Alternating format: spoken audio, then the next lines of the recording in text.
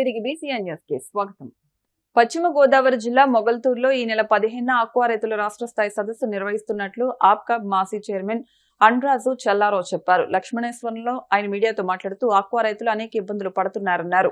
కూటమి ప్రభుత్వంలోనే బడా ఆక్వా సీడ్ రైతులు ఉండడం వల్ల పోరాటం చేయలేకపోతున్నామన్నారు. అన్ని సంఘాలను కలుపుకుని రాష్ట్ర స్థాయిలో కమిటీ ఏర్పాటు చేస్తామన్నారు. ప్రభుత్వం ఇటీవల జారీ చేసిన 169 జీవో సవరించి సాగు చేసే ప్రతి ఒక్కరికి విద్యుత్ సబ్సిడీ అందించాలన్నారు.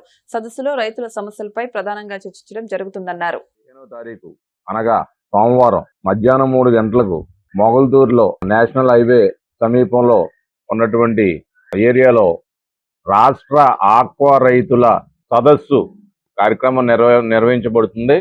దానికి ఉభయ గోదావరి జిల్లాల్లో ఉన్నటువంటి యావత్ రాష్ట్రంలో ఉన్నటువంటి రైతాంగం అంతా కూడా రైతు విభాగం నాయకులు, సంఘ అధ్యక్షులు, అలాగే జిల్లా నియోజకవర్గం సంబంధించినటువంటి అందరూ రైతులు కూడా ఆక్వాకు సంబంధించిన అందరు రైతులు కూడా ఆ కార్యక్రమంలో పాల్గొందరు.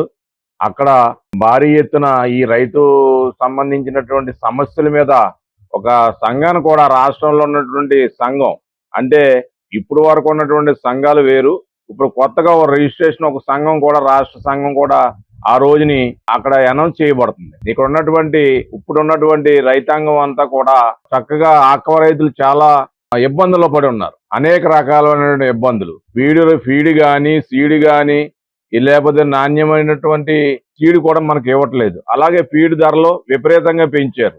టన్నుకు వచ్చేటడికి 8,000 రూపాయలు, టైగర్కి ఏమో 8,000, అలాగే వనామీకేమో 10,000 రూపాయలు పెంచి ఆక్వా రైతుల యొక్క నడ్డి విరిచారు. రేపు జరిగేటువంటి కార్యక్రమంలో ముఖ్య ఉద్దేశం ఏంటంటే ఆక్వా రైతులు రాష్ట్రంలో కానీ జిల్లాలో కానీ ఉన్నటువంటి ఆక్వా రైతులకు సంబంధించినటువంటి సంఘాలు ఏదైతే ఉన్నాయో ఇప్పుడు వరకు కూడా కూటమి నాయకులు అందులో ప్రధానంగా అధ్యక్షులు, ఉపాధ్యక్షులు, కార్యవర్గ సభ్యులు వాళ్ళు ఉన్నారు. వాళ్ళు ఉండటం వల్ల ఈ రైతాంగం ఏదైతే ఆక్వా రైతాంగానికి వాళ్ళు ఉన్నటువంటి సమస్యలన్నీ కూడా సక్రమంగా మాట్లాడలేకపోతున్నారు. ఎందుకు మాట్లాడలేకపోతున్నారో ఈ గవర్నమెంట్లో కూటమి ప్రభుత్వంలో వాళ్ళ సభ్యులై ఉండి నాయకులై ఉండి ఫీడ్ రైతులు ఆలయ ఉన్నారో, కొనేటువంటి వాళ్ళు ఆలయ ఉన్నారో, సీడ్ కానీ ఆక్వా యాచరీస్ కానీ అన్ని కూడా వాళ్ళ సమక్షంలోనే ఉన్నాయి. అప్పుడు ఖచ్చితంగా ఈ సంఘాల తరపున ఈ రైతుల తరపున ఏం పోరాటం చేస్తారో చేయలేకపోతున్నారు. కాబట్టి ఇప్పుడు మా ఆలోచన ఏంటంటే ఇది పార్టీలకు అతీతంగా ఓన్లీ కేవలం రైతు ఎవరైతే ఆక్వా రైతు ఉన్నాడో, చిన్న రైతు అవనండి పెద్ద రైతు అవనండి, ఆ రైతులను తీసుకుని వాళ్ళ నుంచి నిష్కల్మషమైనటువంటి రైతుని తీసుకుని వాళ్ళ నుంచి ఒక ప్రెసిడెంట్, వైస్ ప్రెసిడెంట్, కార్యవర్గం రాష్ట్రంలో ఉభయ గోదావరి జిల్లా తీర ప్రాంత రాష్ట్ర ఆక్వా రైతుల సంఘం రిజిస్ట్రేషన్ కాబడి ఉన్నది. ఆ రైతు సంఘాన్ని రాష్ట్ర కార్యవర్గాన్ని ఆ రోజు ఏదైతే 15వ తారీఖు రాష్ట్ర సభ ఉందో ఆ సభలో అనౌన్స్ చేయబడుతుంది. ఏ పార్టీకి సంబంధించినటువంటి వాళ్ళ సంఘంలో ఉన్నటువంటి ప్రెసిడెంట్లు కాదు, కేవలం రైతుల నుంచి తీసుకున్నటువంటి రైతు విభాగంలో ఉన్నటువంటి రైతుల కోసం పోరాటం చేసి రైతుగా ఉన్నటువంటి వ్యక్తిని తీసుకోబడుతుంది. ఒక ప్రెసిడెంట్ అవనండి, వైస్ ప్రెసిడెంట్, కార్యవర్గ సభ్యులు అవనండి. అంతే తప్ప వేరేగా ఇప్పుడున్నటువంటి ఏదైతే రైతు సంఘాలు ఉన్నాయో దానికి అతీతంగా ఇవాళ సంఘం రిజిస్ట్రేషన్ కాబట్టి ఆ రోజుని అనౌన్స్ చేయబడుతుంది. ముఖ్యంగా ఇవాళ రైతుల కోసం ప్రధానమైన ఎజెండా ఆ రోజుని ఆ రాష్ట్ర నాయకులు వాళ్ళందరూ కూడా మాట్లాడతారు. దరిదాపు 1990లో ఈ తీర ప్రాంతంలో ప్రారంభించినటువంటి ఆక్వా సాగు ఈరోజు సంక్షోభంలో ఉంది. ఫీడ్ యాజమాన్యం, మెడిసిన్ కంపెనీలు, ఎక్స్పోర్ట్ కంపెనీలు ఒక సామాజిక వర్గం వారు నడపడం వలన వారు సిండికేట్ గా ఏర్పడి ఈ రోజున ఆక్వాని నాశనం చేసే విధంగా ఇవాళ నడుస్తున్నారు వీళ్ళు. ఇప్పటికైనా ఆక్వా రంగాన్ని ఆదుకుని ఈ కేంద్ర రాష్ట్ర ప్రభుత్వాలు ఆ రోజున ఎన్నికల ముందర ఏదైతే వాగ్దానాలు ఇచ్చారో ఈ రోజు చంద్రబాబు నాయుడు గారు మేము అధికారంలోకి వచ్చిన వెంటనే రూపాయి సబ్సిడీకి ఆక్వా జోనా, నాన్ ఆక్వా జోనా అని తేడా లేకుండా ప్రతి రైతుకి కరెంటు ఇచ్చి మంచి ధరలను నియంత్రణ చేసి ఆక్వా రైతును ఆదుకుంటానని ఆ రోజు ప్రతి బహిరంగ సభలో ఆ రోజున ఉన్నటువంటి ముఖ్యమంత్రి గారు ఇవాళ చంద్రబాబు నాయుడు గారు చెప్పడం జరిగింది. ఈ కూటమి ప్రభుత్వం అధికారంలోకి వచ్చి 2 సంవత్సరాలు అవుతుంది. అధికారంలోకి వచ్చిన తర్వాత ఫీడ్ ధరలు 5 సార్లు పెంచారు. ఆ రోజున ఉన్నటువంటి 2024 ముందర బస్తా ధర 2,000 రూపాయలు ఉంటే ఈ రోజున 2,400 రూపాయలు, అంటే బస్తా ధర 400 రూపాయలు పెంచడం జరిగింది. ఆ రోజున ఉన్నటువంటి 270 రూపాయల 100 కౌంటు ధరని ఈ రోజున 230 రూపాయలకి తీసుకురావడం జరిగింది. దరిదాపు 40 రూపాయలు తగ్గించడం జరిగింది. ఫీడ్ ధరలు పెంచుకుంటూ పోతున్నారు, ఎక్స్పోర్ట్ ధరలు తగ్గించుకుంటూ వస్తున్నారు. అంటే రైతుని ఏ రకంగా కూడా ఈ 2 సంవత్సరాల్లో ఈ కూటమి ప్రభుత్వం వచ్చిన తర్వాత ఒక సబ్సిడీ కూడా, ఒక ట్రాన్స్ఫర్ కూడా సబ్సిడీ కూడా ఇవ్వకుండా ఈ రోజున రైతుని సమాధి చేసే విధంగా ఇవాళ కూటమి ప్రభుత్వం ఎదురుకు వెళ్తుంది. శని త్రయోదశి సందర్భంగా కాకినాడ రూరల్ మండలం ఇంద్రపాలెం గ్రామంలో వేయించేసి ఉన్న శ్రీ మందేశ్వర స్వామివారి ఆలయం భక్తులతో కిక్కిరిసింది. తెల్లవారుజాము నుంచి జిల్లా నలుమూలల నుండి పెద్ద సంఖ్యలో భక్తులు తరలివచ్చి స్వామివారిని దర్శించుకుని పూజలు చేశారు. ఆలయ అర్చకులు దత్తాత్రేయ శర్మ, మధు శర్మలు స్వామివారికి తైలాభిషేకాలు శాస్త్రోక్తంగా జరిపించారు. ఆలయానికి విచ్చేసే భక్తులకు ఎటువంటి అసౌకర్యం కలగకుండా అన్ని ఏర్పాట్లు చేసినట్లు ఆలయ ఎగ్జిక్యూటివ్ ఆఫీసర్ రాపాక శ్రీనివాసరావు తెలిపారు.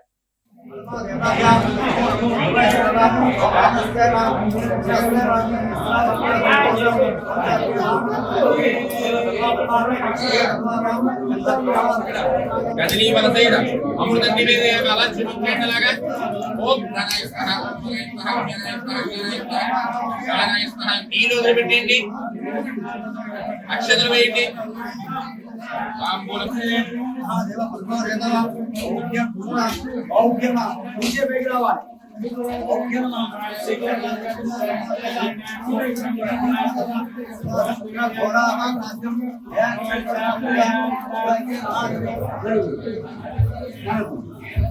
మహాదేవ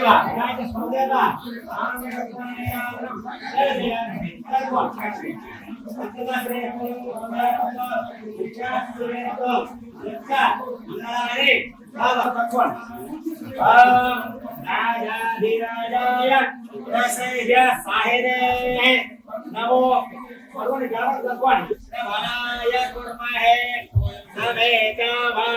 కామ కామాయ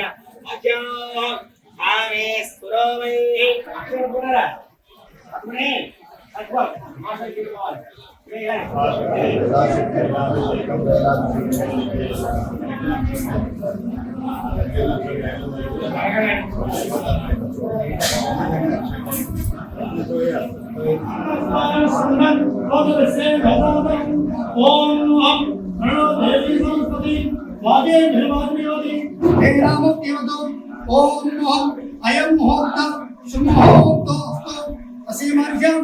ఓం నమస్తే రుద్రమస్తోతో విశ్వే నమః నమస్తే అనుస్తంభనే బాహుభ్యాం తమే నమః యాతి శుభతమస్తం పవోదేవతే శుభాసనస్యాయ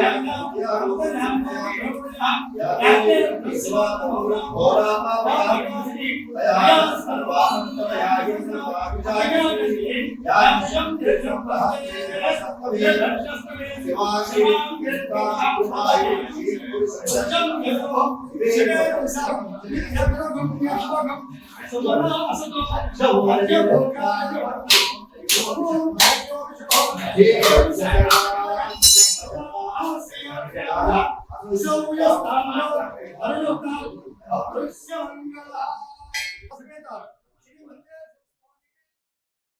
ఇంద్రపాలెం గ్రామంలో వేయించేసిన శ్రీ పార్వతీ సమేత మందేశ్వర స్వామి వారికి శని త్రయోదశి సందర్భముగా ఉదయం వేకువజాము నుండి తెల్లవారుజాము 4 గంటల నుండి విశేషంగా స్వామివారికి తైలాభిషేకాలు జరిగాయి. ఏలినాడు శని, అర్ధాష్టమ శని, సప్తమ శని ఇత్యాది సమస్త శని దోష గ్రహ నివారణ కోసం అభిషేకం చేసుకున్నట్లయితే శని యొక్క బాధల నుండి విముక్తి పొంది శని యొక్క కృపా కటాక్షాలు కలిగి సుఖజీవనాలు కలుగుతాయని ననుడి. కావున అందరూ వచ్చి స్వామివారి దర్శనం చేసుకుని స్వామివారికి తైలం వేసుకుని స్వామివారి కృపకి పాత్రలు కావాల్సిగా కోరి ప్రార్థిస్తున్నాము. కాకినాడ రూరల్ గ్రామం ఇంద్రపాలెంలో వేయించేస్తున్న శ్రీ మంజేశ్వర స్వామివారి దేవస్థానం నందు శని త్రయోదశి సందర్భంగా స్వామివారికి ప్రత్యేకమైన కార్యక్రమాలు ఏర్పాటు చేయడం అనేది. కార్యక్రమంలో భాగంగా ప్రతి భక్తులు కూడా ఈ యొక్క మందేశ్వరుని దర్శించుకొని శని దోష పరిహారార్థం, అష్టమ దోష పరిహారార్థం, ఏలినాటి శని దోష పరిహారార్థం కోసం స్వామివారికి ప్రత్యేకమైన అభిషేకాలు చేయించుకుంటున్నారు. పొద్దున్న నుంచి తెల్లవారుజాము నుంచి 4 గంటల నుంచి జనసంద్రం పెరిగింది. బాగాను వర్షం రావడం వల్ల కొంచెం భక్తులు తక్కువ వచ్చినారు. వీరందరికీ కూడా ఎవరికి వాళ్ళకి అభిషేకాలు చేసుకోవడానికి అన్ని ఏర్పాట్లు చేయడం జరిగింది. దూర ప్రాంతాల నుండి కూడా వచ్చిన వారి అందరూ కూడా ఏర్పాట్లు చేయడం జరిగింది. ఈ రోజు అమావాస్య సందర్భంగా చాలా పర్వదమైనటువంటి ముఖ్యమైన పర్వదినం రోజున ఈ యొక్క అభిషేకాలు చేయించుకుంటే వారి యొక్క దోష పరిహారాలు తొలుగుతాయని చెప్పేసి అనేసి పురాణాలు చెప్తున్నాయి. కాబట్టి ప్రతి భక్తులు కూడా శ్రీ మందపల్లి స్వామివారి దేవస్థానం అక్కడ కాకినాడ గ్రామంలో శ్రీ మందిర స్వామి దేవస్థానం అభిషేకం చేయించుకున్న వాళ్ళకి వారి యొక్క బాధలు తొలుగుతాయని చెప్పేసి విశ్వాసం. కావున భక్తులందరూ కూడా ఈ యొక్క కార్యక్రమంలో పాల్గొంటున్నారు, అధిక సంఖ్యలో పాల్గొంటున్నారు. కలియుగ ప్రత్యక్ష దైవం తిరుమల శ్రీ వెంకటేశ్వర స్వామి వారిని ముఖేష్ అంబానీ దర్శించుకున్నారు. వీఐపీ విరామ దర్శన సమయంలో కుమారుడు అనంత్ అంబానీ, కోడలు రాధికామచ్చన్తో కలిసి స్వామివారి సేవలో పాల్గొని మొక్కులు చెల్లించుకున్నారు. దర్శనానంతరం వీరికి రంగనాయకుల మండపంలో వేద పండితులు వేదాశీర్వచనం అందించగా ఆలయ అధికారులు స్వామివారి తీర్థ ప్రసాదాలు అందజేసి పట్టువస్త్రంతో సత్కరించారు. వార్తలు ముగించే ముందు ముఖ్య అంశాలు మరొకసారి. కార్మిక శాఖ 2 ఏళ్ల ప్రగతిని వివరించిన మంత్రి సుభాష్. ప్రభుత్వం కార్మికుల సంక్షేమాన్ని సామాజిక బాధ్యతగా అభివృద్ధి లక్ష్యంగా భావించి పనిచేస్తోందని స్పష్టం. 2 ఏళ్లలోనే చంద్రబాబు పాలనపై జనం విసిగిపోయారన్న YCP state coordinator Sajjala Ramakrishna Reddy. ఆయనకు రాజకీయంగా ఇదే లాస్ట్ టర్మ్ అని వ్యాఖ్య. డిఎస్సీ గురించి మాజీ సీఎం జగన్ అవగాహన లేకుండా మాట్లాడుతున్నారు. మండిపడ్డ టీడీపీ తాడేపల్లిగూడెం నియోజకవర్గ ఇన్ఛార్జ్ వలవల బాబ్జీ.